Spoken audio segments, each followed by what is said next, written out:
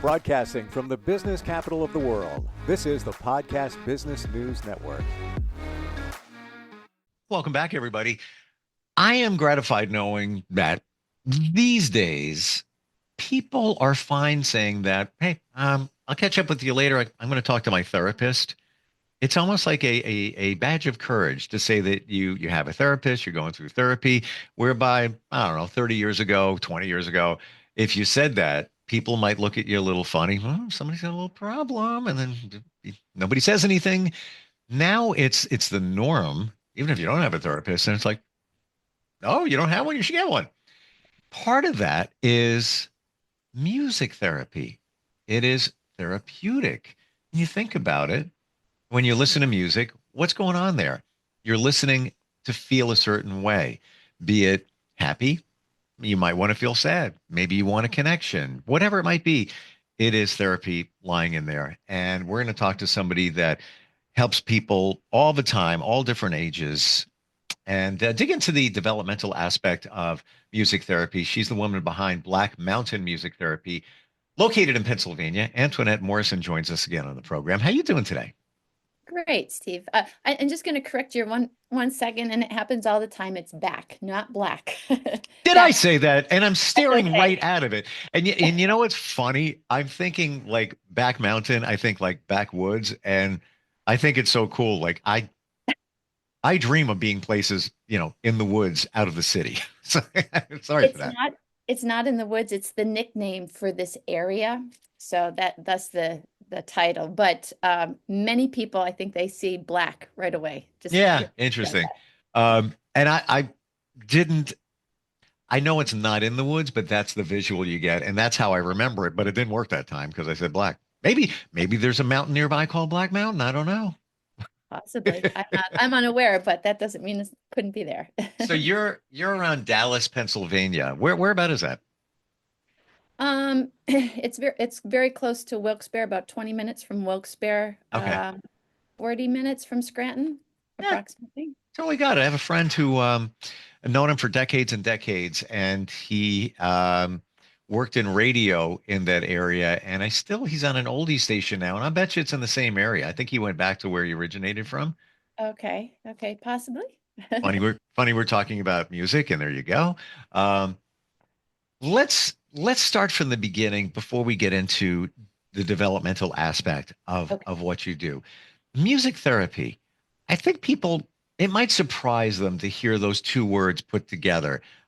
Can you just define what goes on there when you work with somebody on that level? Sure. There's a organizational definition of it, but I think in music therapy, we're using music as our way of meeting and communicating with someone. And so Hmm. sometimes some things, I mean, we also use language, but we meet them, like possibly where they're at. Maybe they don't need, or they need really soft music, really soft sounds. Maybe they need just the opposite, but we kind of meet them beyond the words, I think, where they're at first. Hmm.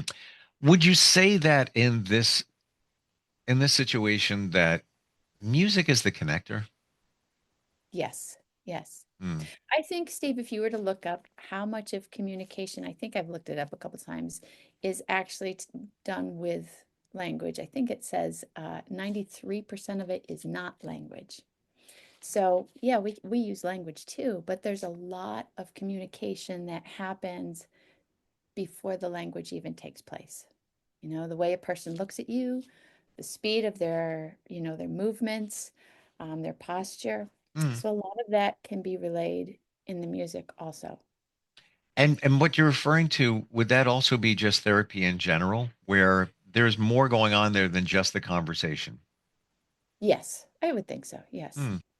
Um, I'm a big believer in energy, and the more and more I look into it and I study it, um, you believe it's also part of the energy between two people, say the therapist and somebody that they're working with, that exchange of energy, when it's good and it's right, helps move their healing along.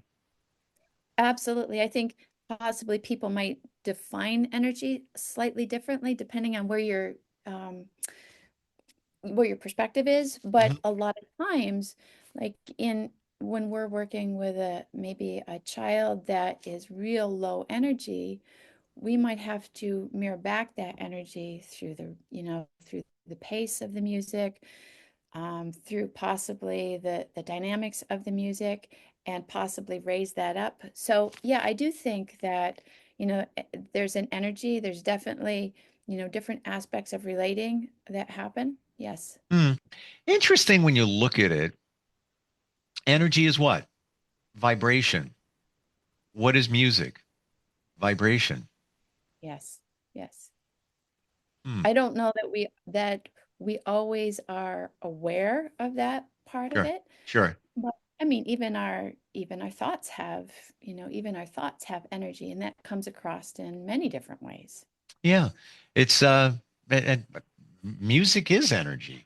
When you think about it, there has to be a vibration, and when you hit a piano key, you strum a string, it's vibrating, and that's producing a sound, and that in turn is producing a result when somebody hears it.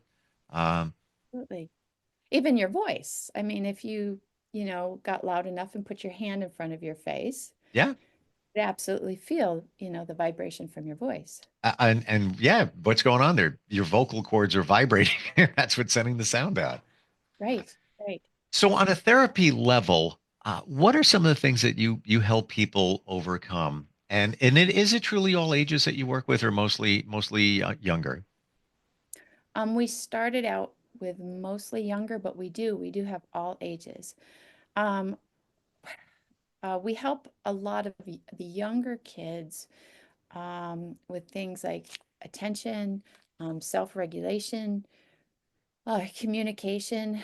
A lot of the various teens that we see has a lot to do with anxiety, um, let's see, OCD, controlling like behaviors, um, being able to regulate our emotions, um, being able to navigate a situation that might be overwhelming.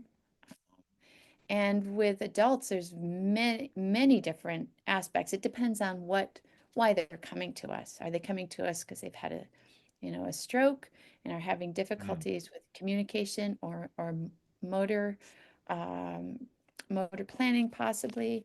Or are they coming to us because life just isn't working right now for them? So it depends on who's coming. Wow. Um, how does it work? I'm going basic here, but and I want to get deeper into the developmental aspect in a second. But when you're working with somebody using music, what's going on there? What is getting it done whereby other types of therapy might not be as effective for somebody? Um, Okay, so possibly uh, going using the language may be overwhelming to somebody. Somebody that seems very intelligent and does really well on academics may not also be picking up all the avenues of like sarcasm or um, I can't think of the word, but um, I'm sorry, I just lost my track of No thinking. What worries. was it? No worries. They okay, so they're not picking up on all the different nuances within the Right. language. Right. Or it may be a little bit more difficult, or maybe they first just need to, relax before they come in. Years ago, I had a girl that absolutely did not want to come upstairs. Her parents came and got me. We were in a second floor building at that time, and I came down to her. I said, "Listen, we don't need to talk at all. If you don't want to, why don't you just come up and we'll jam or listen to music, whatever you want to do." And that's the way we started, because that was not threatening to her. Hmm. Yeah, isn't it interesting how music connects people? Yes, yes. It's magical to me. It truly is. And I now in the last number of years seek out any live music. I will go to see anything, anywhere. I don't care what kind of music it is. Now, that's a challenge for me because if I want to go with somebody else, they're going to say, "Man, I don't want to see that. I don't want to hear that." And I'm open to anything. And I've even have a friend, long story short, um, I knew him when we were kids Okay. and we recently reconnected. Just saw him on the street. Oh my God, how you been? Blah, blah, blah. Our thing now is going to see live music, whether it's a tribute band, whether it's a concert, what doesn't matter what it could be, a DJ if it's worth it. And that's our connection. And we just like we're just into it. Like, hey, do you know that guy? He's from another band. It's just it's our connector. And yeah, I look forward to hanging out with him because we're on the same page there when it comes to music. And it's funny how it all connects people. I could just walk in a room Isn't, and just and be around others, strangers, and we're all doing the same thing. isn't it amazing at a concert Right. how many people are on the same page at the same time for Yeah. that same length of time? Yeah.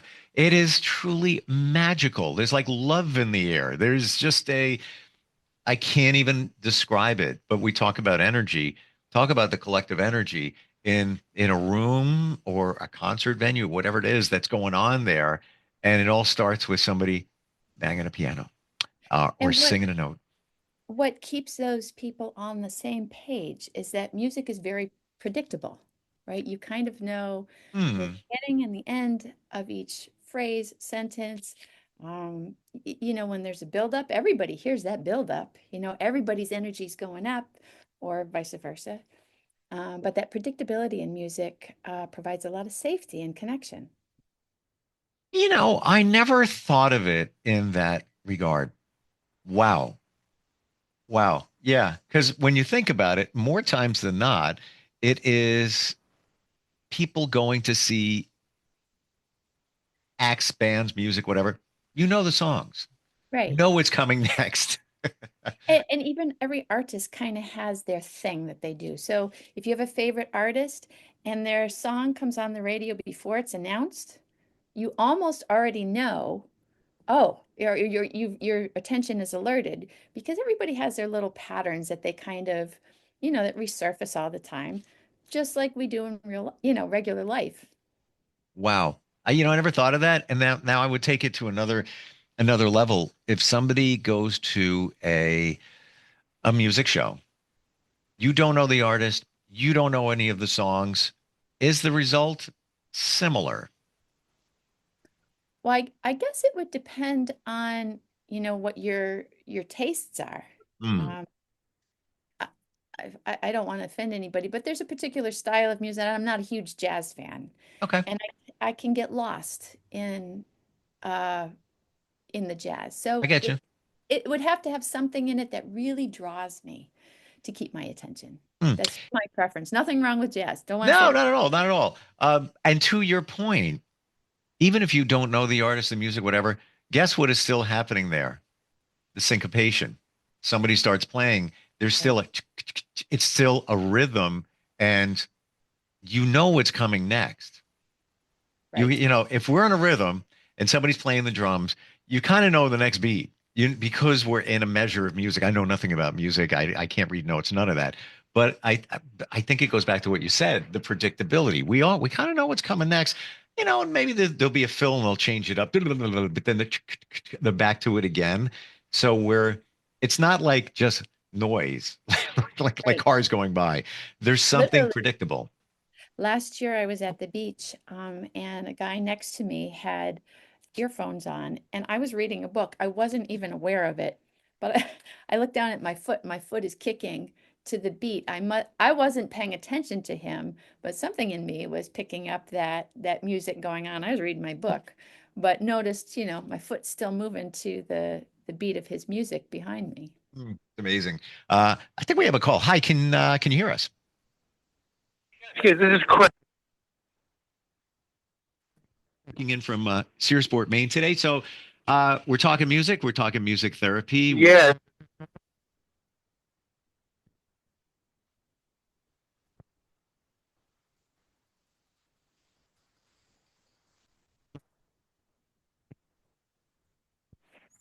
Okay, were you able to hear him? No, I wasn't able to hear him. Okay. Did you hear? I can hear you fine. I don't know. Okay. Yeah, it was like, what musical activities would you think would be most effective for improving someone with ADHD? For my little brother. Well, I think when you have ADHD, it depends on how old you are, kind of, and where you are in the process. So, small kids with ADHD often have difficulty, of course, paying attention, and a lot of times their auditory processing is not equal to their visual processing. So, Oh, just putting on random music might not help. So, I ah, know. yeah, yeah. That's why I was thinking like any kind of specifics, like a rock or a classical Hmm. or you know. But I think paying attention to, how fast he's moving, what he seems to be attracted to, you might find, where his preferences are. And then or possibly I don't know how old he is, but, if he's in the room and you have the music on, are you seeing a little bit of movement to that music? So Yeah, possibly yeah, he's yeah. picking it up. Yeah, like I did, not maybe not quite paying attention, but you can kind of start from there with that, Oh, okay, that rhythm, or what is it? What is it about that music Hmm. that's pulling his attention at some level? okay, okay. Interesting. So it sounds like it's more of observation. You need to observe um, somebody, what's moving them, literally and figuratively, and then kind of start from there. Does that sound reasonable, Antoinette? Yes, absolutely. Absolutely, it does. 'Cause sometimes I'll put something else on and he'll like just like be turned off to it versus like other kinds of like more upbeat, like faster music. Like he'll like pop along and clap his hands. Okay, sounds Yeah, good. I'll definitely keep that in mind. Thank you. I appreciate it, sure. Craig. Thanks for calling. All right. So Interesting. Wow, we learn a lot here. We get together. We, years ago, I was working with a little boy on the spectrum, and his dad told me he liked hard rock headbanger music. I would play it, and that it just didn't pull his attention. We found out what he liked about it was when his dad turned it up in the car, he could feel the vibration of it against his Wow. back. And that's what he liked. Not so much that type of music, but it gave him that sensory stuff that he was seeking. Hmm. So we could have put on dance or hip hop. It's kind of beat and bass heavy, and probably achieve the same thing, right? Exactly. Yes. Hmm. Yes. We started talking before about the developmental aspect of music therapy. Can we look at that right now? Sure, sure. So I'm gonna use the last gentleman's call as an example.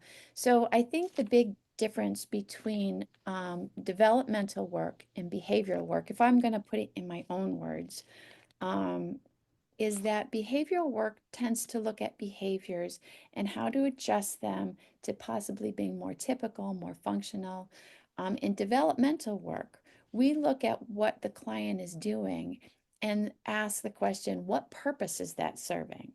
So we don't want to, a lot of times, I had an example from an OT that said the kid was W sitting, which means sitting on their knees. Okay, OTs really don't like that. And she asked the question in my developmental class, so what do you do? Well, the purpose that W sitting was serving was keeping his balance.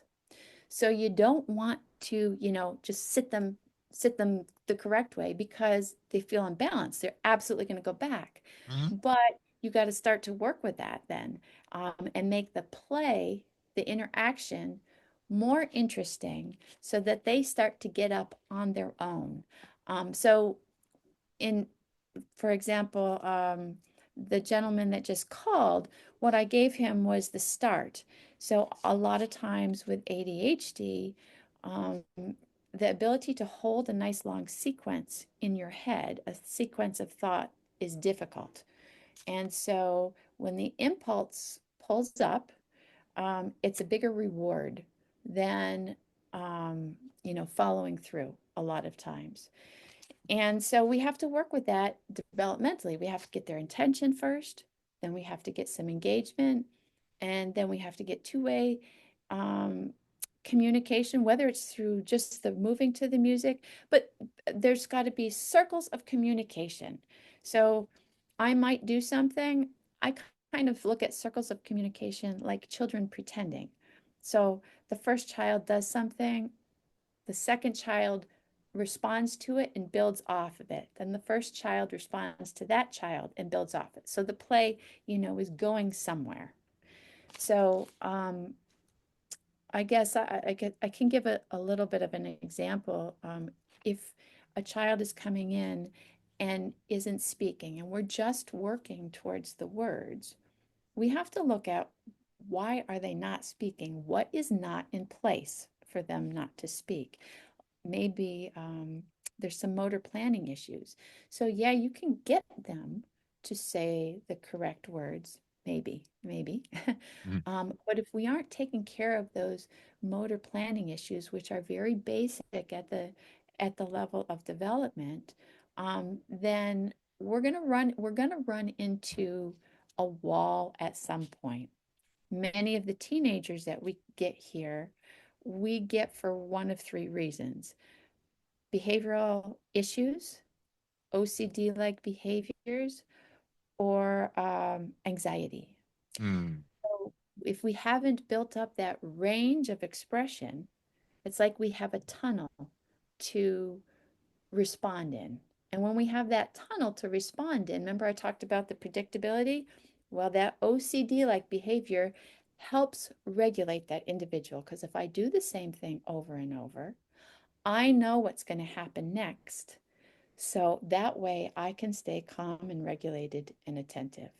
So we have to be working with not overwhelming the individual, but stretching that tunnel that they're in. Wow. It almost sounds like you have to meet them on their terms.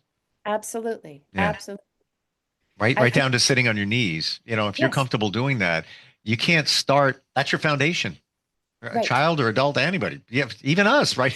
Like if I said to you, right now, Antoinette, sit a certain way before we do this podcast, you know, what? Wow, that's not comfortable. That's not me. But as a starting point, if you meet them, on their terms, and kind of, like you said, the tunnels there, you widen it over, you widen it in terms of what they're comfortable with and accepting. Fascinating talking about this. The more and more I see there's such a place for music therapy in our world, and more need to know. And you know what? Call it art therapy, the arts, because it could, if somebody loves to draw and paint and they're allowed to express themselves, that's just another way to get the job done. Right. And language is up there on that developmental scale. It's abstract. So if you can't get to that, the expression part through the language, Sure, you can get to it through other levels and work your way there. and we're going to put a period at the end of that sentence, because that says it all. Literally right there. What's the best way to find you and the center? Well, we're right in Dallas, and I think most people are finding us through the website, our website, or Linktree, which of course connects us to all the social media websites. Sure. But probably our website is the fastest way. There's a contact form on there and a phone number. Yep. And that's backmountainmusictherapy.com. And Dallas, just want to clarify, Pennsylvania. There's a Dallas in Pennsylvania. Correct. Wonderful talking with you today. Thanks for joining us. Thank you very much for having me, Steve. Nice talking with you too. Are you looking for even more of the podcasts and hosts that you love? The Podcast Business News Network is proud to announce that you now have even more ways to listen live. Check out the MyTuner Radio, online radio box, and Simple Radio apps on iOS and Android, or find us online. Search for Business News Network on mytuner-radio.com, or search Podcast Business News Network on streama.com and onlineradiobox.com/US. Take your podcast on the go and don't miss a minute of the action.